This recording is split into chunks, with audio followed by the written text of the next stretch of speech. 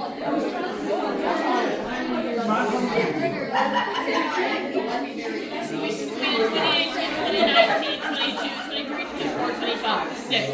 we didn't do 2020 or 2021. Yeah. 6 of 12. We've been here for half of Conjuration. Yep, that's exactly right. Without a doubt, that's fine. Because we only did 2. Yeah. And then COVID happened. And we didn't come 2 years because of COVID. Okay. I have a pin for every year we were here except 2019. Okay.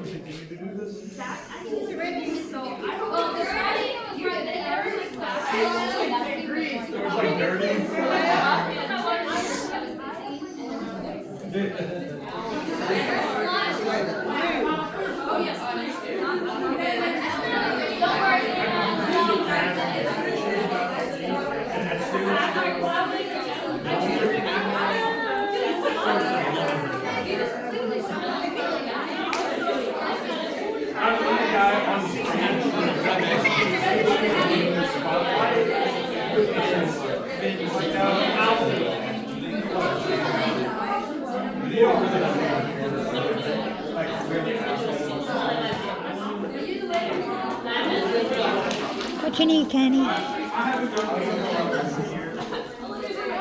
There we go. Kenny came to Death Eaters. This is Death Eaters Day 2.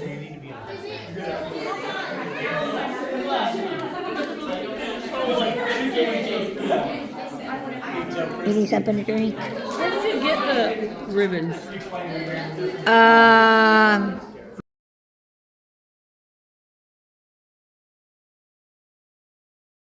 Bringing magic into your daily life. I am Tyra Burton, and I have been practicing magic and tarot and other sorts of things since I was about 19 years old and stumbled into a crystal shop that changed my life. But I have 2 lovely ladies who are also on the panel, and we're going to be very participatory, so don't worry about that. But do you want to go first and tell them who you are?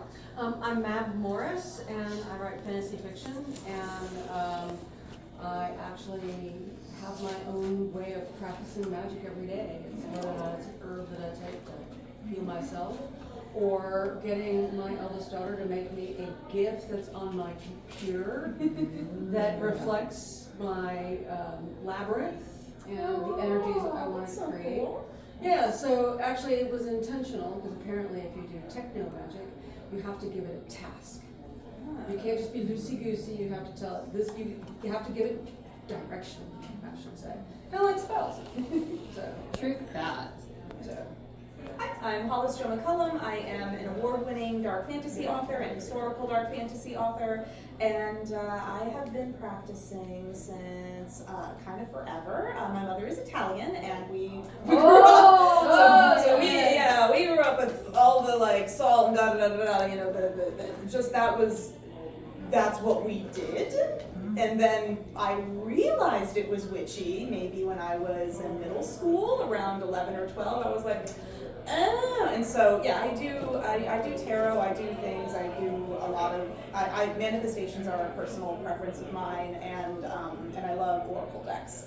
But I throw the salt. I do the stuff. I do things. Well, and I think there's a lot of everyday magic that we do that we don't think about that comes from like Appalachian, from our Celtic heritage, from Italian heritage. There's so much of that carries over. So what does everyday magic mean to you?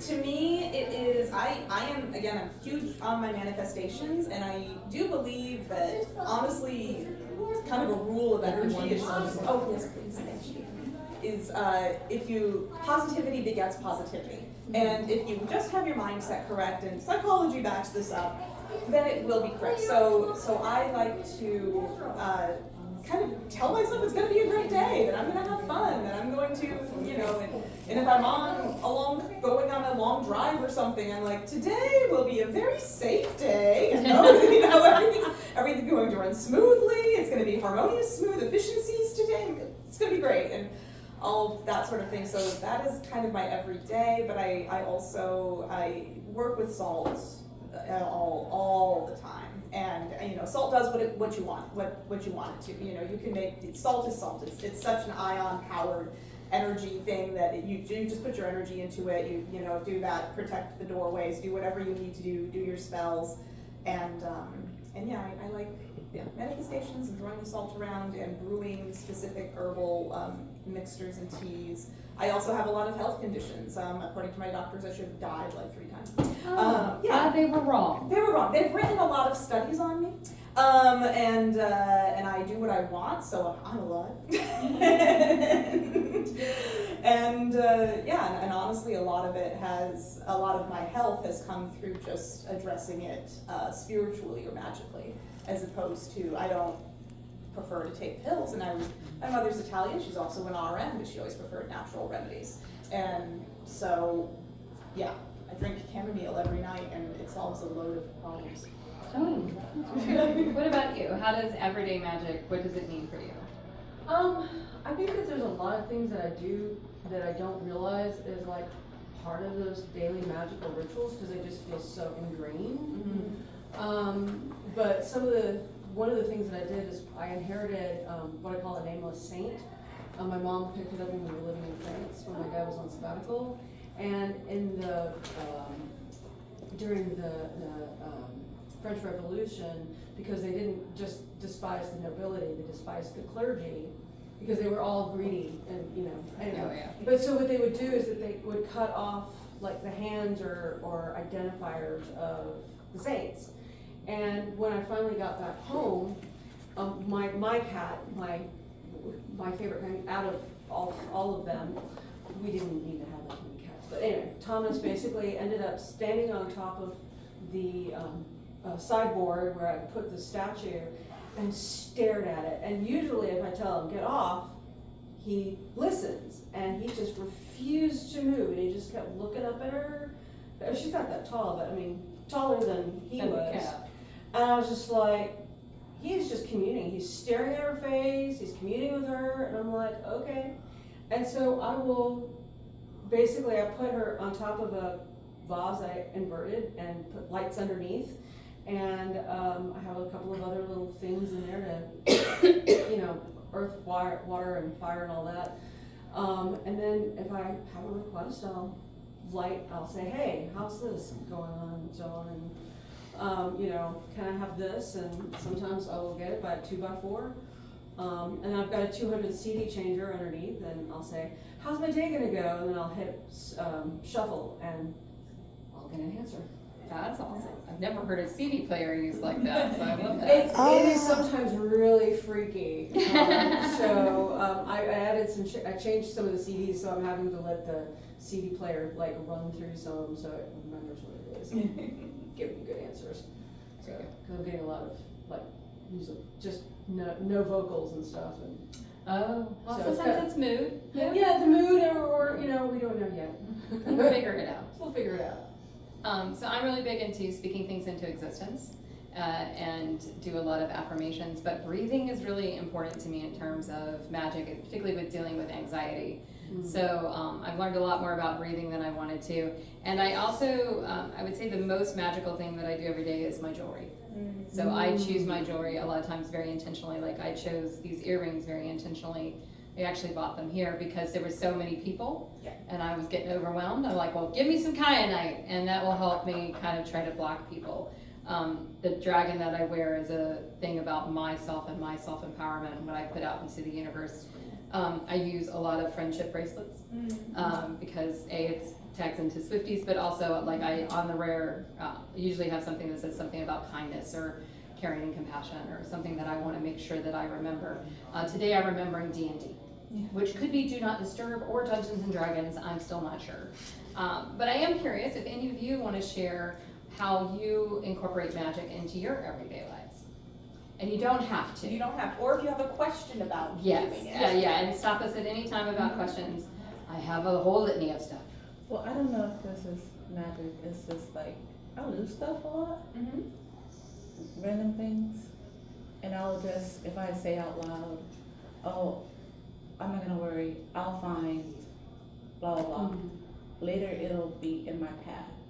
Yes. Nice. Yeah, that I would consider that But magic. You're speaking it into existence. But it'll also be like, it'll be like in the middle of a floor where you've Oh, yeah. See it where you look if you've seen nothing and suddenly it's there. Yep. Yeah, definitely. Yeah, you've got a power. That is pretty cool. Yeah. I had a similar experience with that. At St. Anthony, something's lost that can't be found, it's this. And my eldest daughter had lost her social security card and was trying to apply for a job. And we looked everywhere in the house, checked her wallet and everything like that. And the guy said, don't worry about it, just come on in, you know your number, and we'll be fine. And a sales rep came in and brought it and said, hey, is this yours? So I'd say that's pretty powerful. And also freaky. And also freaky. So it's like, well, how did that happen? So that's pretty cool. You know. I use faith. Yours is even cool. Yeah, no, just being able Yeah. to tell it is wonderful. Yeah, And it's like, out of the blue, it's right there. Yeah, I would lean into it a little bit, and honestly, because you obviously have a strong power of manifestation, and I would maybe not just with the lost things, but maybe with other things, like, you know, I'm going to find the thing I'm looking for to, you know, if you're going shopping for something in particular, for example, or you want a certain price point. I've accidentally done something like that. So where like during COVID, I met up with some friends in the park. I was like, I miss seeing other people's pets. And then like 10 minutes later, a dog ran up to me. Oh, yeah, definitely lean into that. That sounds pretty powerful. Yeah, it sounds like you have a lot of it, but and a lot of it is just you probably not even consciously, but when you say it, you probably put a lot of energy behind it, and just, you know, self-fulfilling prophecy is a thing. So yeah, I would lean it. That's awesome. I use the Fae, and I will leave, like, if we lose something, I'm like, go give them whiskey. Yeah. My grandmother told me never to make deals with the Fae. Yeah. I'm Celtic, we make deals Yeah, with the the Fae all the Celts- time. the Celts do. That's Yeah. why I was not allowed to leave my tooth for a tooth fairy. Oh, okay. Wow. Yeah. Well, and there's so many superstitions connected to that, it's Yeah. so true. Well, and I was also taught, the Italians we talk to the Fae, but we don't make the deals with the Fae. Like we don't ever thank them because that creates That seals that deal. Yeah, I don't want to seal a deal. I don't want to get messed up with fairy situations. So, you know, it's a lot, but we'll communicate, but we don't, like, we'll give to our ancestors, you know, well, my nanine and things like that. I mean, like, okay, leave some of her favorite treats out or something, and you know, at the little home altar. And I love how that, like, differs by culture. Like, for me, the Fae have always been, like, a part of what I do since I started practicing.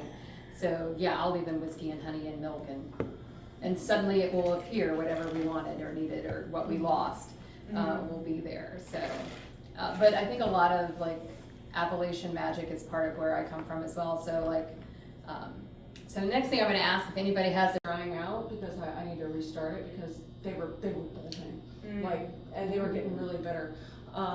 And so now the cats are all kind of under because I haven't turned the lights off. Right. And so the lights turn on at the same time every day, and they turn off, and they basically just like to hover under me. or balmy Or, I think for me it would be cooking herbs. yeah. I mean, and especially because a lot of them bring you health benefits as well. And especially if you can grow your own, then I discovered hydroponics doesn't work for that. It's too wet. Right. And a lot of herbs like to drain. Yeah. Yeah. So, but yeah, if you can have, even if it's dried, if you know where it comes from, that's even better. But you know, any kind of cooking herbs. You know. Dollar herbs at H Mart. Oh, and yes. Dollar herbs at H Mart are my jam. Yeah. Well, and don't forget rosemary. There are going to be tons of rosemary bushes out because it's Christmas. Yes. Yeah. Yes. Yeah. Mine died when I was gone. I can't grow Every single plants. I killed every plant I've ever tried to grow. And but I have probably about $1,500 total that are at some. I know, what the heck? No, not this is my studio. I have a doll studio, and they're always. It'll going literally for- give me nightmares my whole life if I walked in somewhere and had $1,500. No, they're not. They're not in the house. They're not like you walk into my house. There's one antique.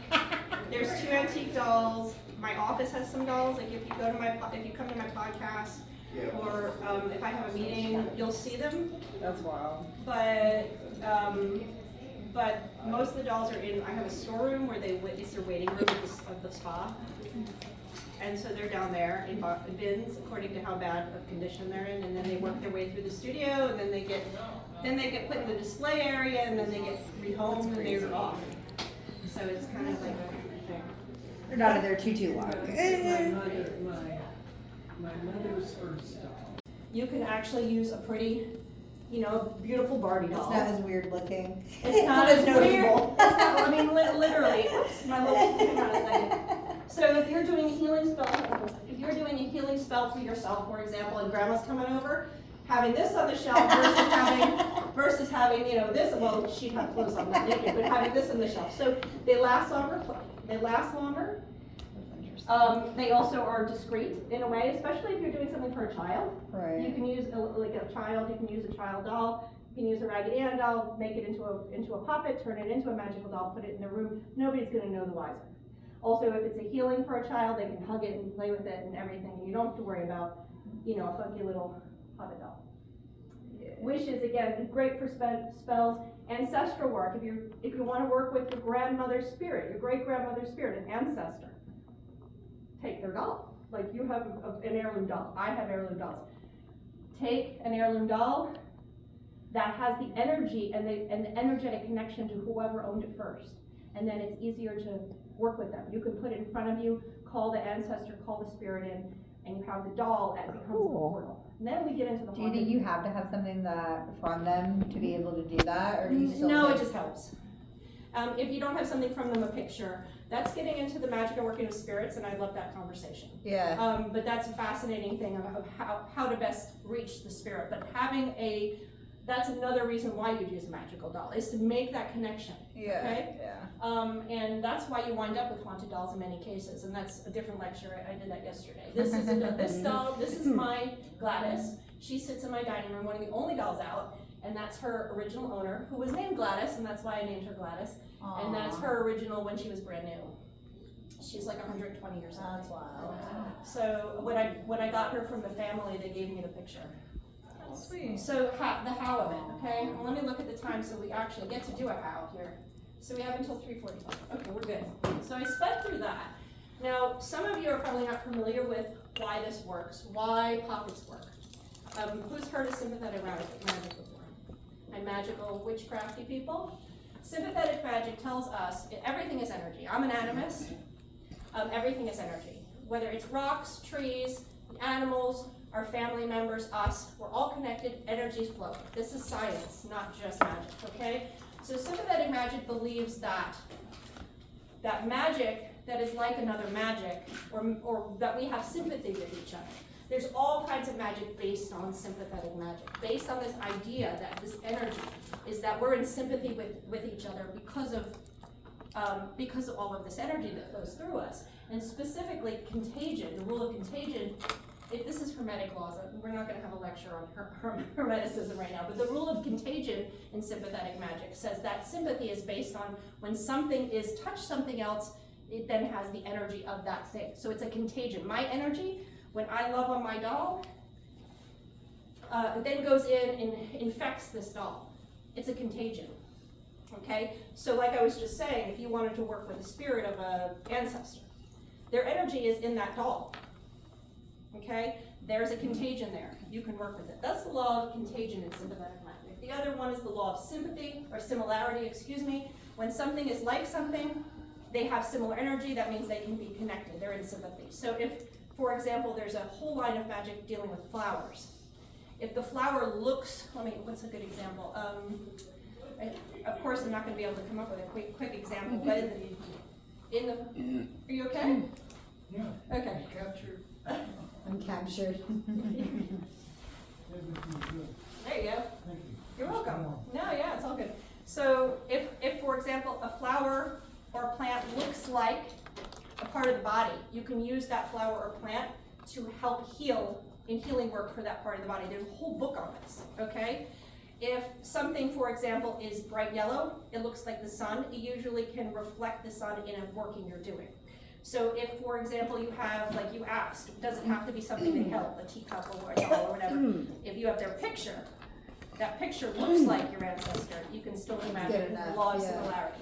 So the law of similarity is just saying if something is like something else, they have similar properties, similar energy, they're like each other, then they have sympathy, and you could do that. Especially if you focus on that thing, and this is like, hey, this is a substitution of the, yeah, got it. So there's a whole ton of this is a huge portion of understanding how to do magical work. And again, this is Hermetic law, so this is like a whole dissertation, college dissertation on how this works. And this is stuff that's been around in the occult. It's not new, it's been around for hundreds of years. Yeah. So this is why this works though, because we're gonna get to how you make a puppet relies on this heavily, an effective puppet. And yes, I do make puppets, and yes, I did put one under my daughter's bed when she didn't know about it. So I put it under her bed when she didn't know about it. We're gonna have to have an ethics check now. Most puppet work is done on a person. You can do it on an animal too, but we're gonna focus on people. So you're doing a puppet because it looks like a person. You're going, I did not make this one. This one was given to me. You are gonna be doing magic on somebody else. Does anyone see why we have to have an ethics conversation? Okay, no, I believe firmly in consent and everything. Okay? Meaning, if you're going to do a healing spell on your friend, ask your friend if they're okay with it. If you're going to do a love spell,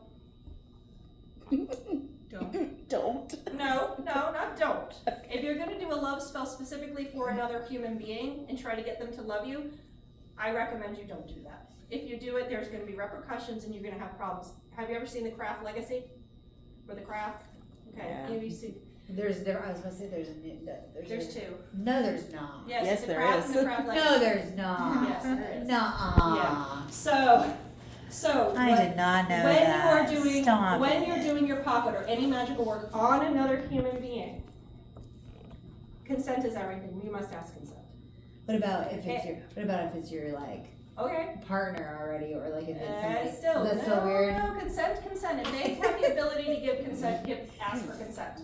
Whether it's healing. No, not the question. The question is, I think love magic is not cool. Agreed. Especially on like random person or like you trying to like get someone else. But what do you think about like partnership or like even if you ask consent, do you think that's still like kind of on the line, or do you think that's a little more? If I'm Just understanding curious. the question right, if I'm gonna if I felt like my relationship with my partner, we've been together for 8+ years, and it was kind of like, it's getting kind of dull, Right. I would tell him I'm doing this spell. Absolutely, because it's still part of him and it's going to draw from his energy and part of his life. True. Maybe there's a reason that it's becoming, maybe there's something we need to talk about. Like, magic should not be the first thing you turn to when you do stuff like this. Turn to mundane things first. Yeah. When don't you have to ask consent? Someone's in a coma and you want to do healing, you can't do it. Okay? You can do the healing work, you send it to their higher self, and let their higher self and their deity or whatever it is you believe and they believe. If they're not of the same religion, you can say to their higher self and let that work through. Children, I did the puppet without her knowledge. I am her guardian. She was 15, and I'm allowed to do other things for the child without her consent because she's still a child. So I did it for her best. So that's okay. Dogs and cats, that's up to you if you want to ask them or not. That depends on your beliefs. I talk to my dog. Other times, if you're gonna hex somebody, and we get into hexing and all that stuff, witches have different feelings about whether you hex or don't hex, and baneful magic and all that stuff. I'm not here to tell you not to hex, I'm not here to tell you not to do baneful work, but I will say if you're gonna hex somebody, or you're gonna do baneful work on somebody, you probably are not gonna get their consent. So, that's a whole can of worms. You have to be ready for that. It can be difficult work. Puppets can be used for that. That is a personal choice on whether you do or not. And I'm not going to get into all the differences, but you're clearly not going to get consent. Some practices like, I won't get into the different witchcraft and magical practices of different lines about that. Most people that practice Wicca, for example, do not do baneful magic. Folk magic practitioners tend more likely to do it and say it's fine. And I will leave that to you, and we can have that discussion. Maybe next year I can do an ethics and magic workshop, and we can have conversations about what can you and can't you do, and when do you cross the line, etc. Okay? But when you are working with a puppet, you are working on somebody else or yourself. okay? You don't do this for other stuff, it always involves somebody else. And that's a thing, that's something to worry about. So let's talk about how to make puppets, right? Because that's why you're all here. First thing you need to consider when you are making a puppet is, who is this spell for? So let's have an example. Let's do the spell for a friend who is suffering from COVID. Let's pull something out. So who is the spell for? My friend. And what's it for? Healing. Okay? So you determine that. First two most important things. Can I get consent? Absolutely, because it's a friend. You're going to formulate a rough idea of the working, which would be how long it's going to be active, where will the poppet reside during activation. Of course, if you want the poppet to be under the pillow, for example, like a sleep poppet, you're not going to probably use this. No. This would be very uncomfortable to sleep on. You're going to need something soft. If it's going to be on the mantle where, grandmas and auntie are going to come see it, who are not going to like this idea of you doing witchcraft, you're probably going to use something like a pretty doll. So you have to know where it's going to reside, okay? And how will you dispose of it after activation? So you just want to have a sense that if your plan is to do, for example, baneful magic, you really have to fully destroy the puppet. At the end, you don't want a puppet that has done baneful magic. And what I mean is hexing or anything like that. Even binding, any of those kind of magics, you don't want to have to keep that puppet around. So what is the spell for? I'm going to be binding somebody with this puppet. You don't want to do something you can't get rid of. So you want something typically that you can burn or bury. So is this burnable? No. Is this buriable? Yeah. No. Who said yeah? Me. Eco-friendly. Let's think eco-friendly. Facts. Burying your. I was about to say yes. So if you were going to do a spell, if you were going to do something. I do sign work. I was like, I dig about 24-inch holes. Like, we can bury that. You can, but should you? No. Just Probably because not. you can do something doesn't mean you should. So Correct. you're going to use something if you're going to. Now these can be poppets. Yes, they're flat. They're not stuffed. You want to make sure if you're going to do a baneful poppet, you're going to just, if you know that part of your spell work and your design is to burn it or bury it, you better make sure the materials are burnable and buriable. Be eco-friendly. That's part of being a good citizen of the planet and a good witch, okay? How much crafting do you want to do? Or can you do? You have to be real about your own skills. If you can't sew, don't have a sewing machine, hate sewing, you're not going to make a puppet like this. You're going to more likely go to something like this or even something more similar, easier, just sticks that make a figure. You always got to have a figurine. If you love to cook, there are puppets. She has recipes in here for puppets made out of food, bread. Some edible, some not, depending on baneful magic. You might want to eat the puppet. I don't know if I do that. Yeah, it depends. We can get into that after. But so basically, you have to know what kind of crafting you can do, what you want to do.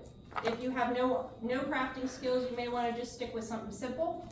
If you have full-on crafting skills and you have a sewing machine, you want to make something fancy, you can get as fancy as you want. Remember, if you're going to burn or bury, whatever fancy you get has to be burn or buryable. I'll keep repeating that. When are you going to do the working? Time, location. I'm not going to get into the details of that, but different magics are better done at different times of the month, different times of the year, different times of the day. There's all kinds of timing around it. However, I will say, as someone who loves folk magic, if you're in a pinch and you need to do an emergency poppet and the planets are not aligned, you do the magic anyway, okay? If your friend is being rushed to the hospital and you need to get a poppet to that hospital bed for healing, and the moon is, the Mercury is retrograde and the timing is wrong and Saturn's here, do the poppet anyway, okay? So this would always just be for someone else and not ever yourself. You could do it for yourself. Absolutely, and you can get get consent from yourself. Yeah. Yes, I want to do this. So you've got to know all of these things because you're not only making the poppet, how to make the poppet, what kind of poppet I'm going to make, and when I'm going to do the working. You always want to be planned before you do your work, and you want all the things. Determine the type of poppet from all of this, and what doll will be out. Does that make sense? Yeah. It's just planning. So here's a basic recipe for a poppet. Well, basically a poppet is going to have, any type of poppet is going to have a body, and this is a poppet, well, I have one for the doll, so you can have the body, you're going to consider colors, materials, and decorations. I already mentioned materials and decorations. You can get as fancy as you want. Has anyone ever made a yarn dolly like that, or camp or something like that, crafts when they were kids? That's another great poppet. If you do it with natural materials, it's a good burnable one. Other considerations, I mentioned color here. If you're practicing color magic, if you need something to give you invigoration, you might do a red poppet. If you need something that's going to ground you or heal you, you use green. Healing, you might use blue. So there's a whole color magic part of sympathetic magic that's involved. You can do that as well. I'm not going to get into the specifics of that. You always need to have personal matter. This is again where the law of contagion comes in. You have to have something from the person. Ideally, hair, nails, if it comes from their body. When I talk about blood and other bodily fluids, those are extremely powerful, but very difficult to get. If you're going to do, you say, yeah, I want to do a little bit of my blood and my own healing poppet, please do not slit your wrists. Okay, it's lancets, a little drop on your finger, and that's it. Be safe, be clean, don't get yourself infected or killed. Okay? So clothing, spit is also, you can use spit instead if you don't want to use blood. For your own poppet or for someone else if you want to do that. Clothing, if you can't get these things, next best is clothing or something that's been on the person, used by the person. A little snippet of clothing. Signatures of photographs and the written name is the least. Of course, signatures and photographs are the law of similarity, not the law of contagion. Okay? You always have this is called a tag lock. This is very important. It locks the puppet to the person. Corresponding matter. So you might say, okay, well, I'm doing healing, so I'm going to include a blue crystal. I'm doing love magic. Let me get a rose quartz. You might want to add a crystal in. Again, we're using sympathetic magic, things that are like it. You may want to use some oils or herbs. There's a wonderful correspondence book that my company actually produces. It's called The Complete Book of Correspondences. It's huge. Okay, this is a fantastic book by Llewellyn. It's again Llewellyn's Complete Book of Correspondences. You can look up. So I'm going to be doing a spell for a better job. What kind of crystals, herbs, oils, symbols and sigils and stuff should I put in there? Anything to increase the magic. Anything to make it better, stronger, focus your intent, and get it out to the universe to make it happen. So there are more than these books. There's more than this. There's lots and lots of books. This is just a complete guide. I like to reference it. Classic gingerbread, of course. This is what this guy is right here. That's the classic poppet everyone's probably seen before. Now if you're not as good at sewing, this is one, and then you just draw a line for the two legs. This is my beautiful art. You can be impressed. But that's what he is, this little guy. You would take, and you guys are all welcome to take a pair of these. I've already cut them out for a basic size. You take two. You don't have to be good at stitching. You don't have to have a sewing machine. Whoops, that one's not cut, but you would take two.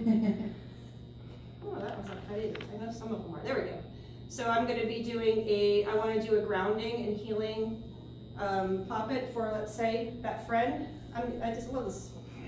Okay, so I'm going to use this with this pattern. It looks like the earth. It's going to ground them and center them and give them a little healing energy from the earth. That would be you just draw it out, cut it out, then you can just do an overstitch. They don't have to be beautiful, guys. You don't have to make it look, this is nice. This was done by somebody, this little guy. You don't have to do button eyes and that's just silly. You can do it, it could look horrible. In fact, the writer of this book, Patty Negri, she talks about how she's terrible at crafting. And that her puppets, and I saw a picture of one of her puppets, I was like, she's honest. Well, it's like what you said, as long as the energy's in it, it shouldn't matter what it looks like. As long as it looks like a human figure, and to you, the witch, that's all that matters, okay? And again, I have some pairs of these cut for a poppet, so you are welcome to take a pair of stuff to make your first one. And again, different colors represent different things. Love.